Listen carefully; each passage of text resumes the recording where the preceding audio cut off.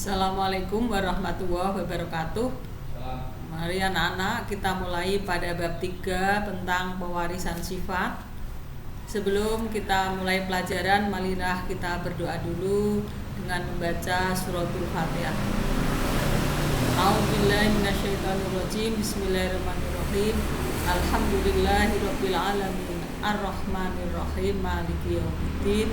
Iyyaka na'budu wa iyyaka nasta'in. Ihdinas siratal mustaqim siratal ladzina an'amta 'alaihim ghairil maghdubi 'alaihim waladdallin.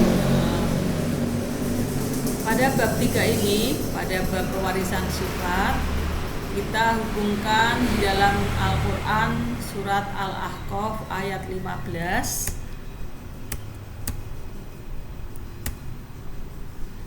Bisa kalian lihat di layar, atau mungkin kalau kalian pas ada Al-Qur'an di sebelahnya bisa kalian lihat juga. A'udzubillahi minasyaitonirrajim. Bismillahirrahmanirrahim. Wa wassaynal insana biwalidayhi ihsana hamalathu ummuhu kurha wa wada'athu kurha wa hamluhu wa fisaluhu salasuna syahra hatta idza balagha asuddahu wa balagha arba'ina sanah qala rabbi auzi'ni an askura nikmataka allati an'amta 'alayya wa 'ala walidayya wa an a'mala sholihan tardahu wa aslih li fi dzurriyyati inni tubtu ilaika wa inni minal muslimin, yang artinya kami perintahkan kepada manusia berbuat baik kepada kedua orang ibu bapaknya. Ibunya telah mengandungnya dengan susah payah dan melahirkannya dengan susah payah pula. Mengandungnya sampai menyapihnya adalah 30 bulan.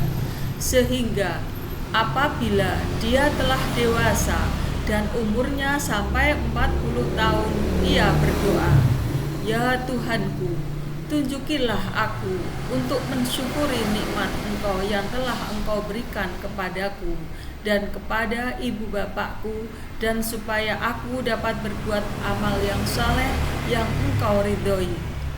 Berilah kebaikan kepadaku dengan memberi kebaikan kepada anak cucuku.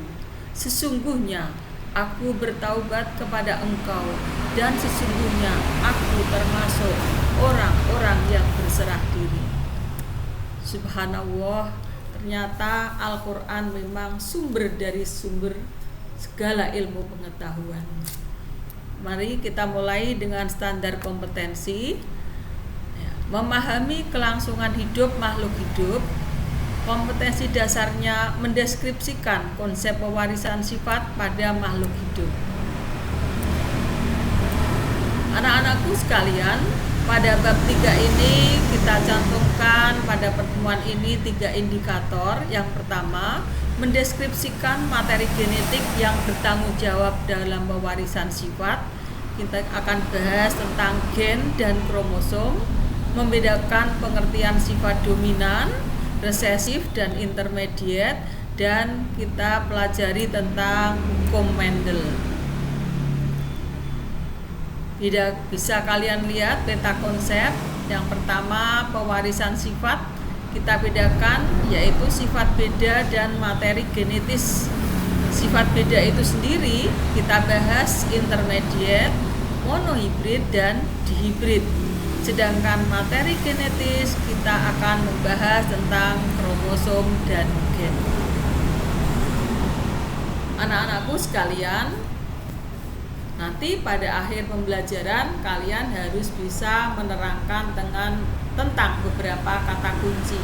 Yang pertama yaitu tentang gen, kromosom, gamet, dominan, resesif, monohibrid, dihibrid, intermediate, genotip, dan fenotip. Kita mulai yang pertama yaitu gen. Gen adalah pembawa sifat suatu makhluk hidup.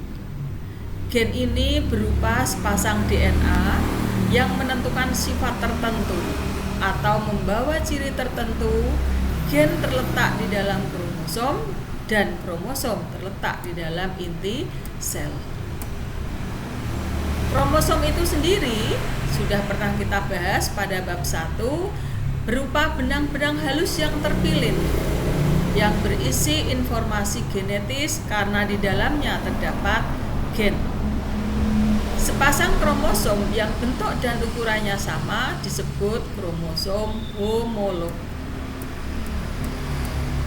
Inilah gambar kromosom di mana strukturnya terdiri dari bagian kepala dan bagian lengan. Bagian kepala, ini bagian kepala dan ini bagian lengan. Kepala kromosom ini disebut dengan sentromer. Lengan kromosom atau locus merupakan badan dari kromosom itu sendiri. Di sini ada kromonema, di mana di dalam kromonema ini ada struktur DNA. Nah, disinilah terdapat gen. Bentuk-bentuk kromosom yang pertama yaitu metasentrik, di mana kedua lengannya sama besarnya. Kemudian submetasentrik, yang satu lebih pendek daripada yang lain lengannya, sedangkan akrosentrik, yang satu lebih pendek lagi dibanding yang lain. Dan yang terakhir yaitu telosentrik, hanya memiliki satu lengan saja. Tipe-tipe kromosom kita bedakan menjadi dua, yaitu kromosom tubuh atau autosom, yaitu kromosom yang menentukan ciri tubuh. Sedangkan yang kedua yaitu kromosom kelamin atau gonosom, kromosom yang menentukan jenis kelamin pada makhluk hidup. Macam-macam kromosom pada sel kelamin manusia. Kita tahu manusia ada dua jenis, yaitu laki-laki dan perempuan atau wanita. Untuk laki-laki, kromosomnya yaitu XY. Sedangkan untuk perempuan atau wanita, jenis kromosomnya adalah XX. Masing-masing makhluk hidup memiliki jumlah kromosom yang berbeda-beda. Kromosom yang terletak di dalam inti sel tubuh bersifat diploid atau 2N atau berpasangan. Sedangkan kromosom yang ada di dalam sel kelamin atau sel gamet bersifat haploid, yaitu tidak berpasangan. Jumlah kromosom manusia ada 46 kromosom atau 23 pasang. Sedangkan di dalam sel kelaminnya, yaitu pada sperma atau ovumnya, ada 23 kromosom. Jadi pada saat terjadi pembuahan, sperma ayah yang memiliki 23 kromosom dan ovum ibu yang memiliki 23 kromosom akan melebur menjadi zigot yang terdiri dari 23 ditambah 23 kromosom, yaitu 46 kromosom atau 23 pasang. Istilah-istilah dalam pewarisan sifat. Yang pertama yaitu parental. Apa itu parental? Parental adalah induk atau orang tua. Yang kedua filial, keturunan. Kalau F1 berarti keturunan yang pertama, sedangkan F2 keturunan yang kedua. Yang ketiga genotip, adalah sifat-sifat menurun yang tidak nampak dari luar. Biasanya disimbolkan dengan huruf yang berpasangan seperti A besar, A besar kecil, A kecil kecil, A besar, B besar, atau A besar kecil, B besar. Yang keempat fenotip, yaitu sifat menurun yang tampak dari luar. Contoh, buah besar, rasa manis, badan tinggi. Kemudian berikutnya adalah gamet, yaitu sel kelamin yang berasal dari genotip. Contoh, genotip A besar kecil, gametnya ada dua, yaitu A besar dan A kecil. Yang keenam yaitu sifat dominan, sifat yang muncul atau tampak diwariskan kepada keturunannya. Kebalingannya yaitu sifat resesif, yaitu sifat yang tidak muncul, ya. Yang kedelapan, sifat intermediate, yaitu sifat yang sama kuat. Contoh, ayah kalian memiliki rambut keriting, ibu kalian rambutnya lurus, sedangkan kamu berambut keriting. Berarti apa yang bersifat dominan?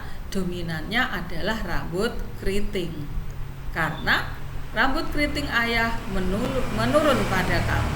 Adikmu juga begitu, rambutnya keriting, berarti dominannya rambut keriting. Sedangkan rambut lurus bersifat resesif.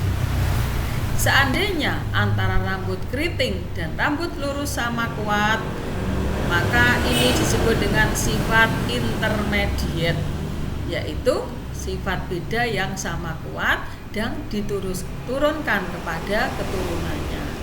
Kalau ayahnya keriting, ibunya lurus, bersifat intermediate, maka anak-anaknya rambutnya ombak atau bergelombang. Yang kesembilan, homozigot, yaitu pasangan gen yang sifatnya sama. Nanti insya Allah dalam persilangan kalian akan lebih jelas lagi. Yang ke-10, heterozigot, yaitu pasangan gen yang tidak sama. Kemudian alel atau alela, yaitu anggota dari sepasang gen, misalnya R besar gen untuk warna merah dan R kecil gen untuk bunga putih. Nah, antara R besar dan R kecil merupakan alela atau alel. Selanjutnya anak-anak, kita tadi pada gambar pertama ada bapak genetika kita, yaitu Gregor Johann Mendel. Ya, beliau adalah dikenal dengan bapak genetika. Dalam persilangannya atau eksperimennya, Mendel ini memilih kacang Ercis atau Pisum sativum. Apa alasannya? Yang pertama, tanaman Ercis memiliki pasangan sifat yang mencolok. Itu yang pertama. Yang kedua, Ercis dapat melakukan penyerbukan sendiri. Yang ketiga, Ercis mudah untuk disilangkan. Yang keempat, Ercis tepat menghasilkan keturunan. Yang kelima, umurnya pendek dan memiliki bunga sempurna, yaitu terdiri dari putih, juga punya benang sari. Hukum Mendel 1 atau hukum pemisahan secara bebas bunyinya bahwa dalam pembentukan gamet, dua gen yang berpasangan akan dipisahkan ke dalam dua sel atau gamet secara bebas. Itulah bunyi hukum Mendel 1. Jadi pada pembentukan gametnya. Berikutnya yaitu hukum Mendel 2. Nah, kalau hukum Mendel 2 pada pembentukan diri. Kalau tadi pada pembentukan gamet, yang ini pada pembentukan diri dari suatu pasangan akan secara bebas berkelompok dengan gen-gen lain yang berasal dari pasangan lain. Ya, demikian anak-anak yang kita bahas dalam pertemuan kali ini. Nanti insya Allah di pertemuan mendatang kalian akan lebih jelas lagi. Kita mencoba untuk menyilangkan dengan satu sifat beda, monohibrid dan dihibrid. Untuk tugasnya silahkan kalian klik link di bawahnya, kemudian dikumpulkan pada hari ini. Ya, semoga bermanfaat. Assalamualaikum warahmatullahi wabarakatuh.